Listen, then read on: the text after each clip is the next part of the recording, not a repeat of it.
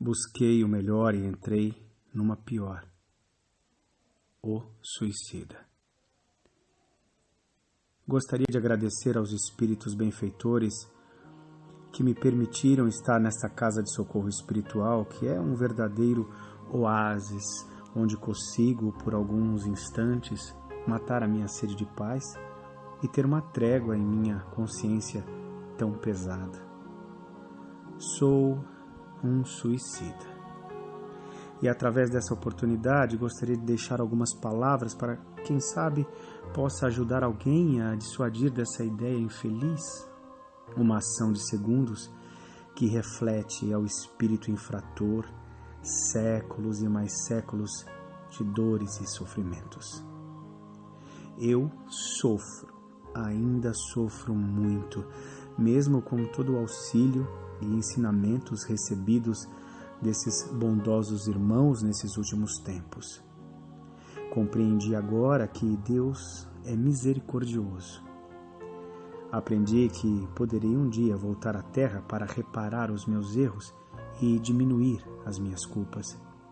E entendi também que tenho que ser forte, buscar orar e me alimentar de pensamentos positivos para que eu consiga sair desse estado de tristeza e de melancolia.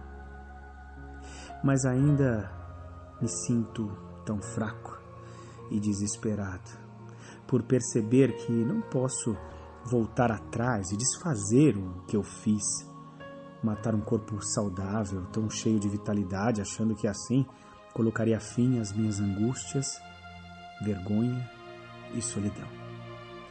Eu tinha fobia social, me sentia inferior a todos e me apavorava diante da possibilidade de estar com muitas pessoas. Sentia muito medo que elas percebessem as minhas fraquezas e me julgassem e rejeitassem. Com a minha desencarnação, porém, parece que o que tanto temia aconteceu, pois eu não consigo frear os pensamentos que me chegam a todo instante. Seu fraco, você não tinha esse direito. Não tinha esse direito. Ah, meu Deus, como aplacar essa voz que grita dentro e fora de mim? Nada que eu faça nesse momento é capaz de calá-la. Estou há tanto tempo sem receber um abraço, um beijo, palavras de carinho como as da minha mãe, que sempre me dizia quando me preparava para dormir: que Deus te abençoe, meu filho. Durma com Deus. Eu não sei explicar direito, mas quando ela me dizia isso, eu me sentia protegido. Realmente protegido e sem medo de nada. Eu tinha uma cama quente, um lar, uma família. E agora? Onde estava e com quem vivia? Encontrava-me num local sombrio, com muitos choros e gritos, e minhas companhias eram espíritos doentes e desgraçados de toda sorte. Ó Deus Pai, como pude, com o livre-arbítrio que me deste, escolher este vale de lágrimas? Eu não queria ter a vida que eu tinha, gostaria de não mais sofrer, queria ficar livre da vergonha e da tristeza que sentia, então busquei a morte achando que seria o melhor a fazer. Nessa minha cegueira das leis espirituais, busquei o melhor e entrei numa pior. Que triste ilusão a minha. Eu não fui humilde o suficiente para pedir socorro, quando eu tinha ao meu lado pessoas que poderiam me ajudar. Fechava-me, me escondia, pensava que alguém poderia me humilhar e machucar, mas nunca pensei que esse alguém seria eu mesmo. Eu fui o meu principal algoz. Quando estava no corpo, trancado em meu quarto, em meus devaneios, por alguns momentos imaginava que eu seria um grande homem respeitado, admirado na sociedade pela minha força, coragem e inteligência. Mas não foi isso que aconteceu. Eu mostrei a todos a minha fraqueza, a minha covardia, a minha incapacidade de lutar e de viver. Também me comparava muito com os outros jovens. Isso acredito que foi um dos meus principais erros, me comparar tanto. Como gostaria de ser como eles, achava que eles sim eram felizes.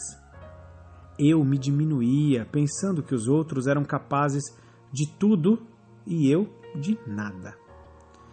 Hoje, começo a perceber que cada qual tem o seu valor, que o nosso maior problema está na direção que damos ao nosso olhar.